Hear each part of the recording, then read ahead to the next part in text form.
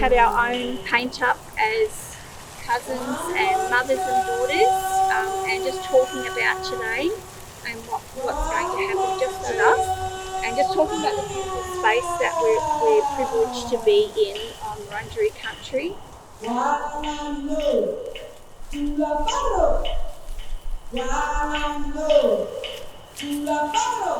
The symbols that we have today that we put down in the space is of women, and Tina and I are both mothers, so we have got it on our stomach as well. We have different markings for different ceremonies.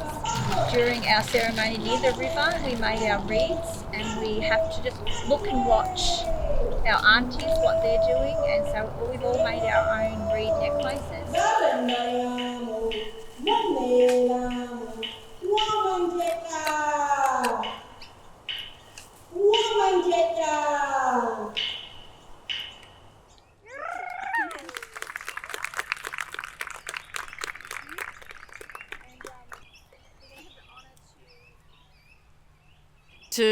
To have the Great Birrarung, to be able to have hope, to breathe again, to be able to encourage the wetlands and acknowledge the floodplains as part of this amazing connected living entity. These are all threads that need to be woven through really, really, really importantly. This access to place has been denied from Aboriginal and Torres Strait Islander people for over a couple of hundred years. And to be able to have and welcome, to be able to create ceremony in place by women is an absolute honour to be able to be even just a little bit part of. The hope over time is to work with the Wurundjeri to develop this confluence through a land back model, to rethink this as country, and then to establish an approach within Melbourne where the confluences are recognized as cultural heritage. And I think it's very special to have the three homes, the historic homes, so the Featherstone House, the Napier Waller House, and the Macgeorge House. All three of those are in the Darebin Creek floodplain. If we could work with private homeowners to recognize this cultural history and this cultural knowledge and what it means in a contemporary way, the goal is to really embrace that notion of caring for country as a way to think about climate resilience and climate adaptation. So this is the Silurian rock, so 430 million year old rock. Is this old? It's pretty old. It's country is old, but the house is from 1910. What are the spots that you marked? So this area used to flood a lot, but it's because of the infrastructure development upstream, mainly to manage water for drinking water for Melbourne population. That reduced the flow by about 50%. So you don't get it flooding and draining, which, as Uncle Dave has said to me once, flooding isn't a bad thing. We've framed it as a problem. Partly because we've developed in floodplains where we then put investment and then that floods, and that's the issue. But really, historically, he described flooding as the river reaching out to the landscape and looking for what's needed. So it gives and it takes, which I think is a beautiful way of understanding how it might bring in sediment and nutrient, or it might pull away materials and scour. What we're doing is we're proposing to take that stormwater, bring it down here, and then each of these locations that you can see is a marked out kidney-shaped ephemeral wetland that we can manage their hydro period, so we can manage how long they're wet, and so we can promote biodiversity and control invasive species. So our next dance is our big Karnataka, so our 6 layers of country dance, and it's really appropriate with this project that we're doing. The below country, which is the big ut, and this is where we get our ochre from that you see that we paint on our bodies for ceremony and dance. We then have the big dui, which is the on country, and this is where we live, work, play.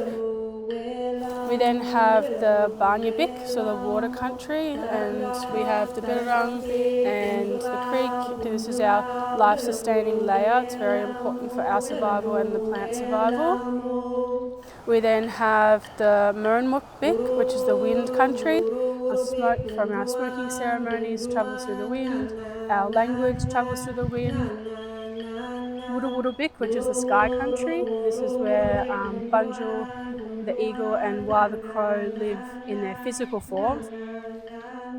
Then we have our last layer, which is the Thurungogpik, the forest country above the clouds, or the star country. And this is where we see Bunjil and Wa in their spiritual form. Each of the moves in the dance represents a new layer of country. So this is our Biknarga, our country dance.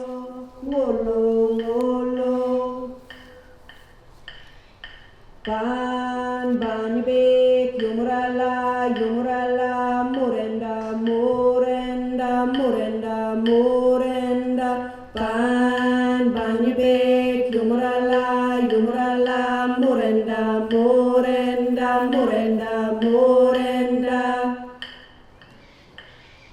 big tuwe yambolok ngarka big tuwe yambolok ngarka big kutero nururu ngarembel big kutero nururu ngarembel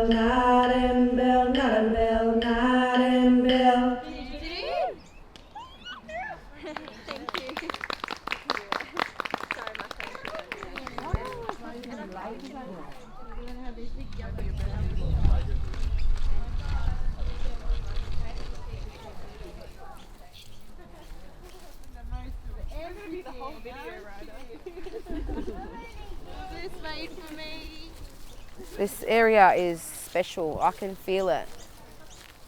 Like, see, this is a resource for women. This is our stuff. So this would have been an area where I think women would have gathered. You know, I reckon there would have been a lot more of it. Mm-hmm. I reckon it would. I mean, it always grows by water too. Yeah. And when the water goes down to set up fish trap nets and stuff like that. Yeah. So because women caught the fish too. Oh, we would all gathered fish as well. I like it. Yeah. How do you make a rice, a flour out of it as well? Yeah, would it be out of the seeds though? I think so. And then weaving through all of the use this for basket weaving. You can eat that. Right, are you hungry? I'm trying the seeds. I'm just like popcorn. You can eat that. Try it.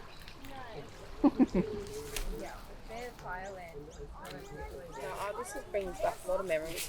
Sitting with my grandmother and learning about how to weave. And she had a special weave that she just was a family weave. Mm-hmm. And then she would have one that she taught other people. And she did that in her community in Bansal and taught a lot of people cultural business, women's business. Mm-hmm. So whether it was to carry the babies or carry food and collect food, all the different uses. Like Lynette said, you chew on it. And I remember Nan chewing on it. I remember they'd sit there and they'd weave and they'd be chewing on it. And that's something that they did as little girls. Right. The water content in it. Mm-hmm. And whatever other medicinal properties are in it too. Yeah. Yeah. At least these days it's appreciated. The practice is more appreciated by the wider community. All right, thank you. This is a beautiful place. I'm just in love with this. Yeah.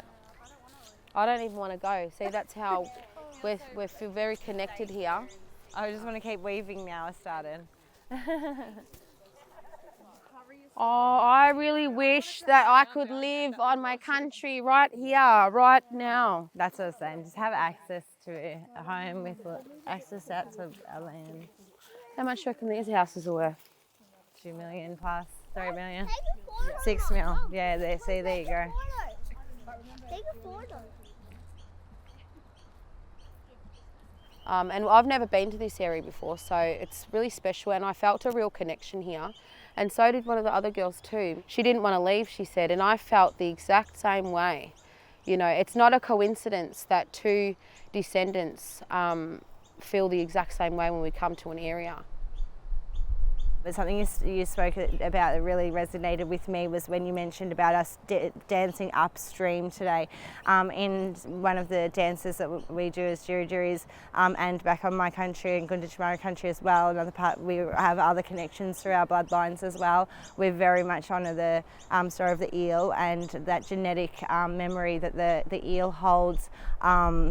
They swim back upstream, so it's something that's very special, is that when the adults go out to the ocean and they go out and they have their eggs and they lay their eggs, they pass away and the babies are born, and they actually know instinctively where to actually go all the way back up to those places where their ancestors grew in those same lakes and rivers. So whilst we have been disconnected in many ways in following through our songlines and doing our ceremonies and stuff, it's all still within our genetic bloodlines. It's still there, and it's instinctual. And when we're allowed and encouraged and given those opportunities to continue and do ceremony and to do these things, it will continue to grow and flourish.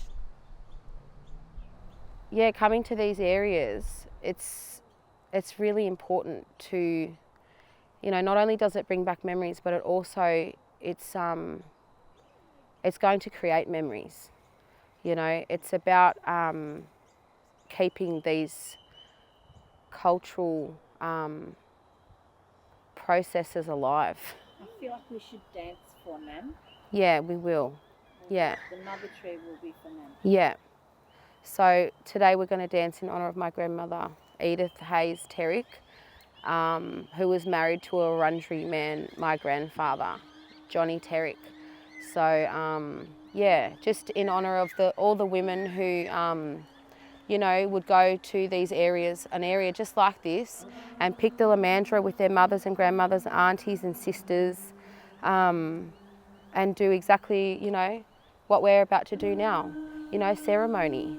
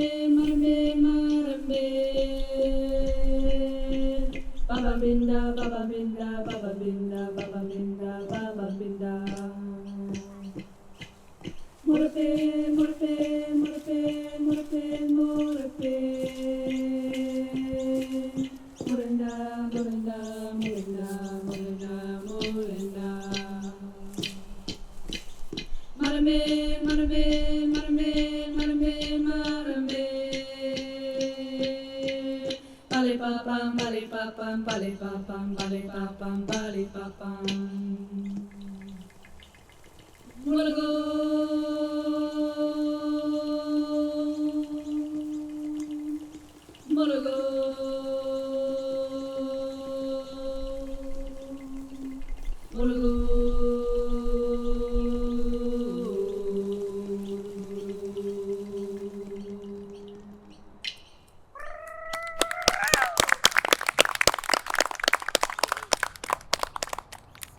so much man story. There's so much focus put on the men's business, and when it comes to places, women are the matriarchs. Women hold this place, and the confluences are the most important women's places. And if we don't talk, if we don't dance, if we don't create new knowledge, bring the knowledge into the contemporary, you know, these places, they're still asleep. They're still asleep. So thank you, ladies, for dancing here.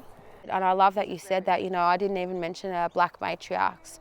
You know, we wouldn't be here and we wouldn't have these practices. We wouldn't have this. We wouldn't know this. But the women were so important. You know, they kept everything flowing as like water, you know, in the womb. We kept things flowing and moving. But these places were also safe places as well. For the it women. felt very safe being down there on that little area.